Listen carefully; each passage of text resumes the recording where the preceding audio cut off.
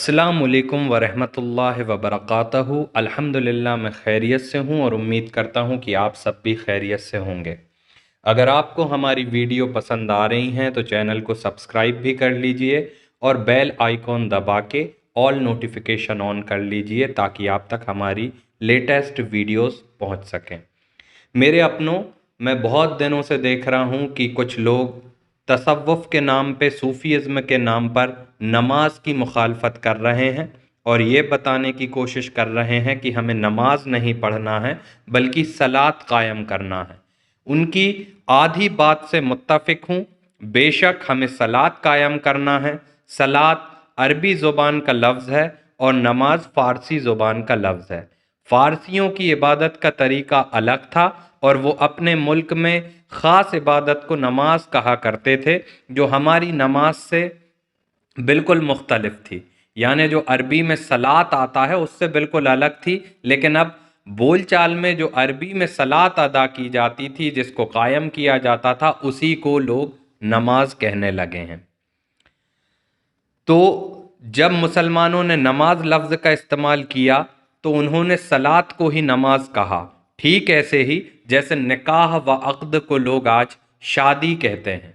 अब जाहिर सी बात है कि जब हमारे अपने मुसलमान भाई या हमारे उलेमा शादी लफ्ज़ का इस्तेमाल करते हैं तो वहाँ पे उनकी मुराद निकाह से होती है, जबकि अगर आप इसकी डिक्शनरी में मीनिंग देखें तो शादी और निकाह बिल्कुल अलग ही दो बातें हैं।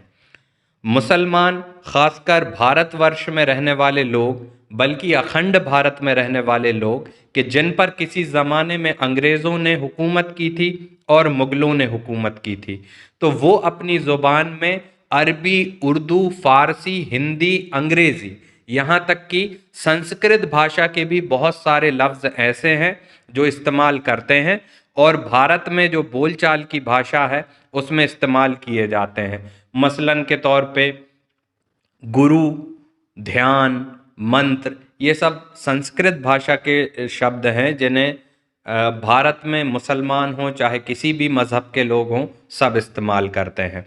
तो गौर व फिक्र करने की बात तो ये है कि भारत और भारत के पड़ोसी दो मुल्क उनकी बात कर रहा हूँ जो आज़ादी के पहले हमारे भारत का ही हिस्सा थे, अखंड भारत का हिस्सा थे। तो वहाँ पे जो भाषा बोली जाती है, जिस भाषा का इस्तेमाल किया जाता है, वो लगभग एक सी होती है और अहले सुन्नत और अहले तशय्यो दोनों मसलक के आलिमों ने लफ्ज़ नमाज का इस्तेमाल किया है, लेकिन बोलचाल की भाषा में। उनका मकसद सलात से ही था। भारत में अरबी ज़ुबान के समझने वाले लोग आज भी बहुत कम हैं। अगर पूरी तरह अरबी में लफ्ज़ इस्तेमाल किए जाने लगें तो भारत में रहने वाले उम्मतियों की अक्सरियत ही बातों को समझ ही ना सकेगी। मसलन के तौर पर एक लफ्ज़ है गरीब, ये मैं एग्ज़ाम्पल के तौर पर रख रहा हूँ। उर्दू में गरीब का मायना मुफलिस या माली तौर पर कमज़ोर इंसान का होता है और फ़ारसी में गरीब का मायना है अजनबी या जिसे कोई पहचान ना सके, और मुसाफिर के लिए भी कहीं कहीं इस्तेमाल किया जाता है। और अरेबिक में भी इसका मायना यही है, अजनबी के लिए भी इस्तेमाल किया जाता है।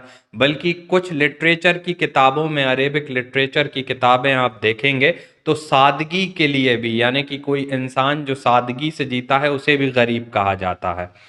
अब फिक्र करने की बात यह है कि जब हम कहते हैं गरीब करबला या हम कहते हैं गरीब शाम, वहाँ पे गरीब कहने का मकसद क्या होता है? क्या आप माली तौर पर अहले बैत अलैहिस्सलाम को कमज़ोर कहना चाहते हैं? माज़ल्ला। वहाँ ये लफ्ज़ कहने का मकसद होता है कि लोगों ने आले रसूल सल्लल्लाहु अलैहि वसल्लम को पहचाना नहीं और वो अहले बैत की मार्फत ना कर सके और उनका साथ ना दिया। मैं भारतवर्ष में रहता हूँ और मेरे कई हिंदू भाई हैं जो दोस्त हैं।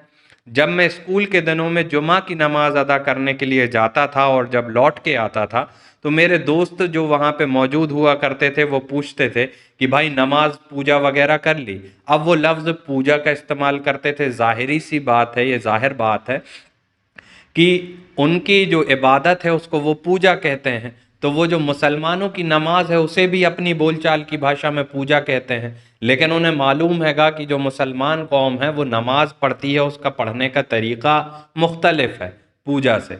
लेकिन बोलचाल में चूंकि हम यहाँ रहते हैं تو جو انسان جو بھاشا کا استعمال کرتا ہے وہ اس کا ہی استعمال زیادہ کرتا ہے. تو اس میں اتنا زیادہ مسئلہ بنانے کی ضرورت نہیں تھی جسے بہت زیادہ ہائی لائٹ کیا جا رہا ہے.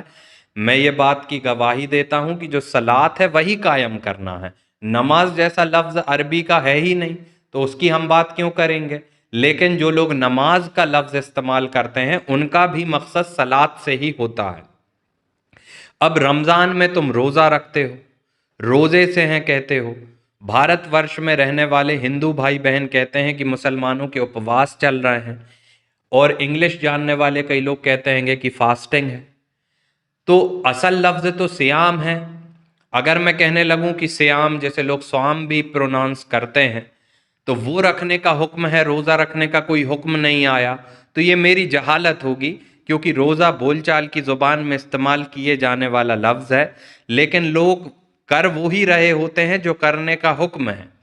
اور ایسے ایک دو نہیں بلکہ 50 لفظ ہیں، ہزاروں لفظ ہیں.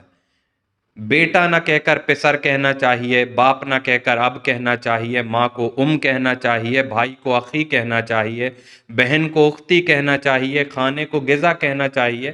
اگر آپ اس طریقے سے لفظوں کو پکڑنے لگے تو آپ تو خود حیران ہو جائیں گے.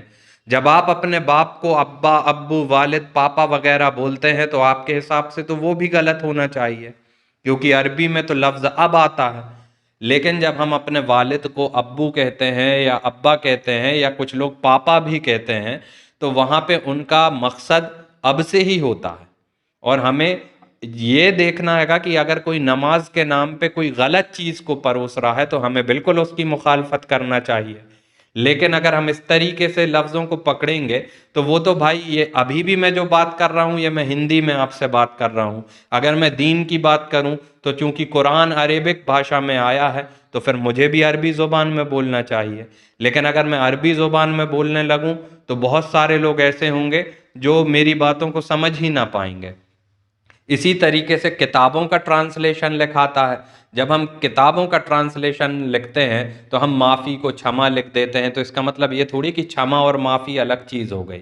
ہاں، اگر میں ان کے کانسیپٹ کو الگ کرنے کی کوشش کروں تب ضرور لوگ یہ بات کہہ سکتے ہیں کہ آپ نے غلط لفظ استعمال کیا ہے.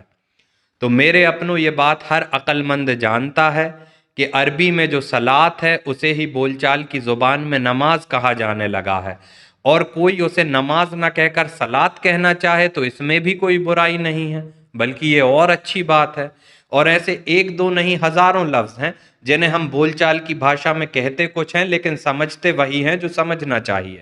اب صلاۃ کیسے ادا کرنا ہے اس پر بحث و مباحثہ کیا جا سکتا ہے، لیکن شیعہ سنی دونوں ہی علماء اس بات پہ زور دیتے ہیں کہ صلاۃ یعنی نماز ادا کی جانی چاہیے.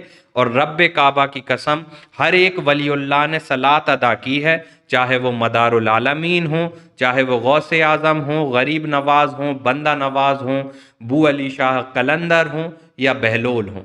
تو میرے اپنوں، آپ اس بات پہ بالکل فکر کر سکتے ہیں، آپ اپنے اپنے علماء سے، اپنے اپنے پیروں سے اس بارے میں بات کر سکتے ہیں. میں ہرگز یہ نہیں کہہ رہا ہوں کہ نماز اور صلاۃ ایک چیز ہے، لیکن یہ بات آپ کو بھی سمجھنا چاہیے کہ اب صلاۃ کو ہی لوگ نماز کہہ رہے ہیں. وہ فارسیوں کی عبادت کو، جو فارسی عبادت کرتے تھے، اس طریقے کی کوئی بھی اپنے عمل شامل نہیں کرتے، بلکہ جو صلاۃ کا طریقہ بتایا ہے اس پہ عمل کرتے ہیں. اب آپ چاہیں تو آپ صلاۃ کس طریقے سے ادا کرنا ہے اس پہ آپ اعتراض لے سکتے ہیں. آپ اپنے علماء سے، آپ اپنے پیر سے، یا آپ جس کو بھی مانتے ہیں اس سے آپ اس بارے میں بات کر سکتے ہیں. لیکن اس طریقے کی فتناوی باتیں نہ کریں کہ آدمی اللہ رب العزت کی عبادت سے ہی غافل ہو جائے. اللہ رب العزت ہم سب کو کہنے سننے سے زیادہ عمل کرنے والا بنائے. اللہم صلی علی محمد وعلی آل محمد. اللہ حافظ. غور و فکر کیجئے گا.